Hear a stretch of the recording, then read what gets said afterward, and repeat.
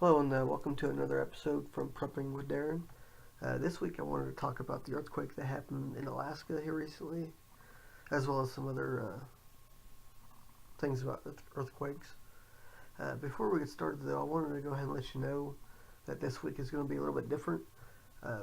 Instead of recording from my phone like I have been before, I'm actually going to be recording this from the computer. And I do want to get your feedback because I want to know what you like better as far as the audio quality. Do you like the previous episodes better as in background noise and stuff? Or do you like the computer better? Be sure to let me know. Leave a comment either below the video or on the podcast itself or on the website. Let's go ahead and get started. What was thought to be a 7.2 turned out to be just a 7.0 earthquake. Nevertheless, the damage was still there. I'm sure you guys have seen the videos already, pictures and stuff as well, of the buildings rocking. What I saw was like an SUV was really rocking back and forth in the garage.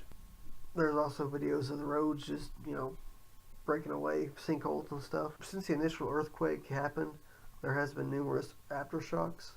The biggest one being it was a 5.7, which occurred 7 minutes after the main earthquake. There's been at least 170 additional aftershocks since then that have been over a 3.0 magnitude. The good thing is that there was no deaths or injuries reported from this earthquake. I'm sure that most of you have seen that video or the picture. There was a red SUV, kind of sunk in with the ground broke up all around it. Well, since then, I think it took them about three or 4 days working around the clock to get it fixed, the road fixed and stuff. And now people are driving over it. But don't we all wish that we had DOT workers like that everywhere? I mean, it did take quite a bit of work though. I mean, they did work around the clock to get it done. Tornadoes and hurricanes, those can be warned about in advance, hours, days, weeks. But earthquakes, that's just not the way that they work. Although science is trying to better determine how and when they will occur, earthquakes, they still have a long way to go. Now, the biggest one I've ever felt was a 4.3. This is a few years ago. Although it was a different feeling. It was kind of like walking on a waterbed. It just the ground kind of felt odd, like mushy, I guess, from the vibrations and stuff. But I have felt some other ones before, before and since then, that have shaken the house. The windows would rattle, things would shake, but I didn't really check in on those. That was the only one that I really looked into, was the 4.3.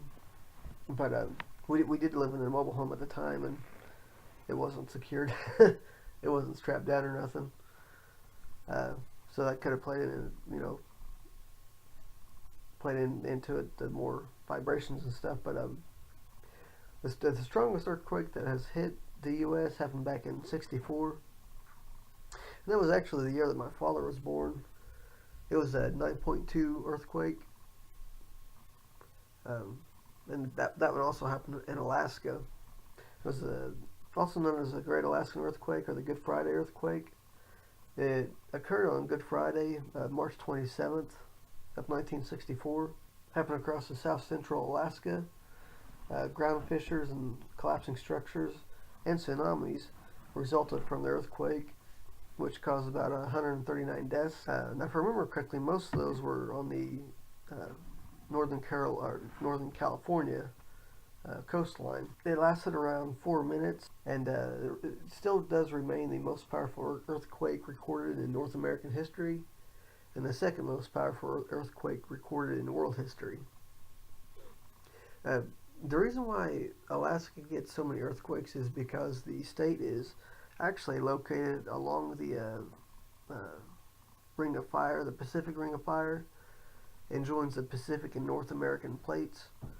The slip rate is over 2 inches per year on that one, as that's compared to the San Andreas Fault, which is a slip rate of 1 to 1.5 inches per year. In 1960, this was actually the most powerful earthquake on record. 1960, the Great Chilean Earthquake happened on May 22nd. It occurred in the afternoon. I want to say it was a little after 3 p.m. It lasted around 10 minutes. It resulted in a tsunami which affected southern Chile, Hawaii, Japan, and the Philippines, as well as eastern New Zealand, southeast Australia, and the Aleutian Islands. The death toll from this earthquake has never really actually been determined. They know it's somewhere between 1 to 7,000 people. Now, the damage it caused was about, well, in today's times, today's money, currency and stuff, it was about 3.3 to 6.6 billion dollars worth of damage. Now, there were actually a little over 2 million people that were actually homeless after this. It did cause quite a bit of damage.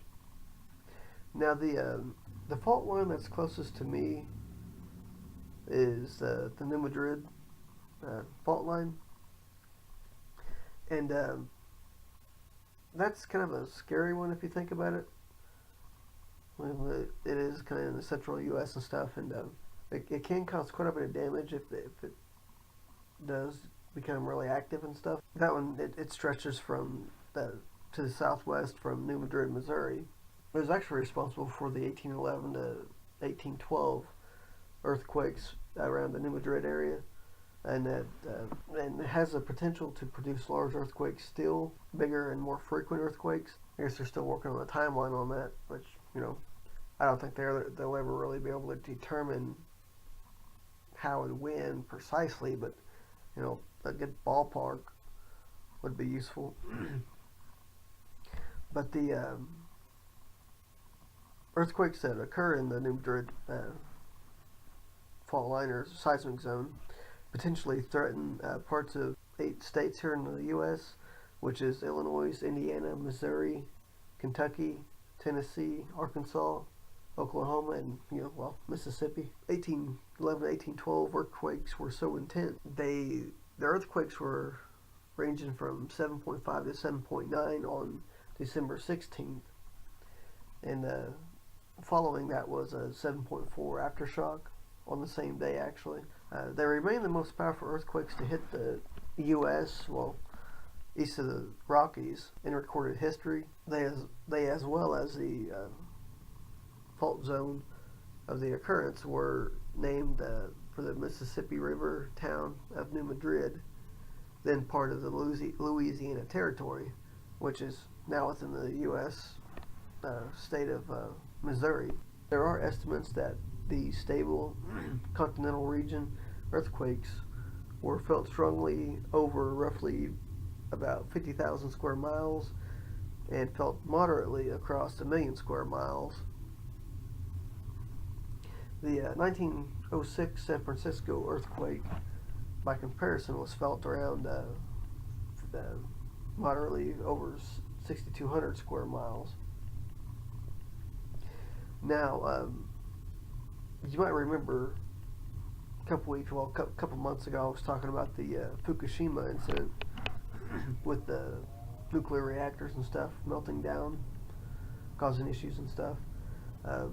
In April of 2011, the Fukushima earthquake, which is what caused a tsunami that kind of disrupted the nuclear power plant, that happened on April 11th of 2011, and it did cause a lot of widespread shaking. If you remember, I also did talk about what happened afterwards, the radiation leaks and stuff, and just kind of all the bad stuff about nuclear power plants. Although, they are better for the environment as opposed to like coal plants, but you still got to worry about the whole melting down and the heat decay, radiation leaks and stuff. That's not very good for the environment. But have you ever felt an earthquake? What magnitude was it? I remember this. This is when I was over the road, but I came home a few days later. My cousins they felt it. I want to say it was a 5.6. It did a little bit of damage, but it shook them quite a bit. What's the average amount of earthquakes in your area that you receive and where you live and stuff? Do you know a lot about them? How active are they? What is the chances that they are going to cause significant damage? And if so, do you have any insurance for it? These are some of the things you might want to think about, understand, and get better prepared for it. I mention that because a lot of preppers, including myself, fail to test things.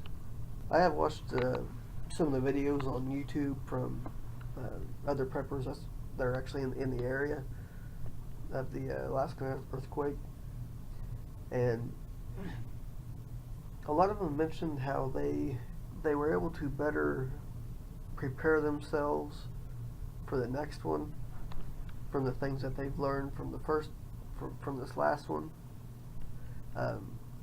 Things like where they store their bags and supplies, where they can access it more quicker, easier, and more safer. Alternative heating situations they were able to get, as far as wood, gas, propane, stuff like that. What kind of foods, as far as like MREs, food storage and Mylar bags and stuff like that, and how they were able to cook it and stuff in the vehicles. But that's just some things that you really need to consider. How prepared you want to be for a situation like that. And you kind of got to weigh your options. If the chances of you having a